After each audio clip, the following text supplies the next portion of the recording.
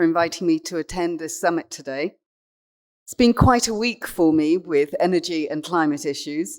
Yesterday I was in Shimla talking to Himachal officials about electric vehicles, zero emissions and sustainable mobility solutions. And we're hoping to work with them and share our expertise in areas of the UK. And I have to say, just getting to Shimla yesterday was quite a challenge. The queues of cars waiting to get into the city was quite surprising. We were lucky we were able to zoom in relatively quickly.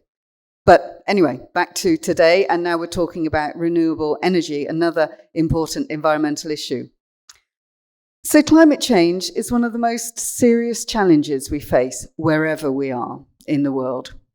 We just need to look at the increasing number of extreme weather events here in India and around the world to see the very real risks to livelihood, jobs, and the natural environment.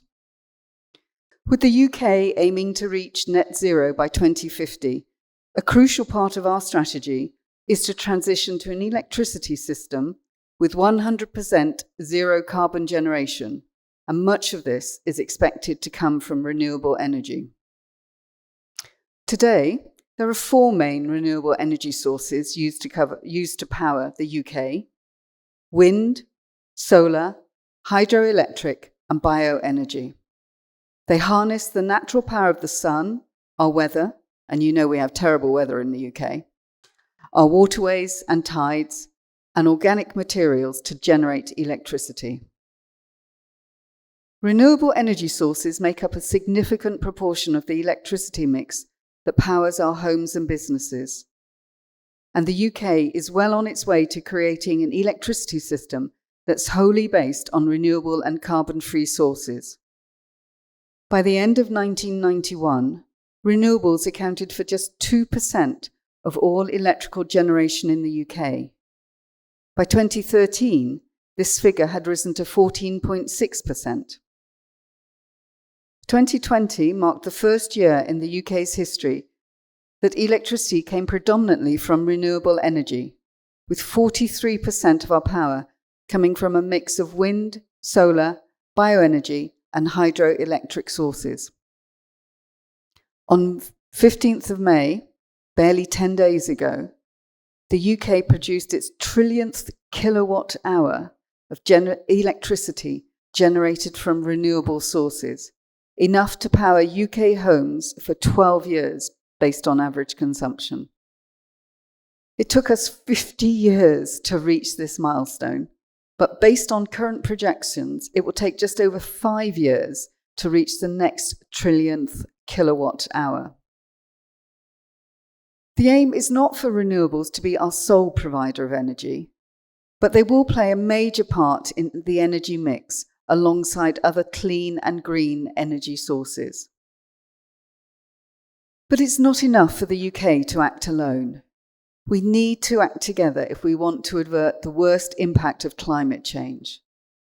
At COP26 in Glasgow, we did just that. Almost 200 countries came together to sign the Glasgow Climate Pact, which strengthens efforts to build resilience to climate change, to cut greenhouse gas emissions, and to provide finance for the green transition. The UK and India share a strong strategic partnership across various areas, including in clean energy transition. To cement our partnership on clean energy, we jointly launched our bilateral programme, Aspire, where we are pleased to be working with India on emerging technologies in renewable energy, as well as smart power and industrial energy efficiency in hard-to-abate sectors. This programme broadly supports 2 themes: smart power and renewable energy. It aims to mobilise investment into India's energy sector, support sustained and inclusive low-carbon growth that leads to poverty reduction, promotion and empowerment of women and other socially excluded groups, and mutually beneficial relationships between India and the UK. We are also working with the NMRE to support the green hydrogen mission and develop the offshore wind industry in India by sharing knowledge on developing policies, designing a roadmap for grid evacuation until 2030, and exploring business models for grid evacuation infrastructure. Here in Punjab, we've closely worked with PEDA on a project on decarbonisation in Patiala, which focused on developing a hybrid model using solar and biomass to clean the electricity supply in the city. We're also in close discussions with IIT Ropar to support their plan to develop a hydrogen innovation valley in Punjab.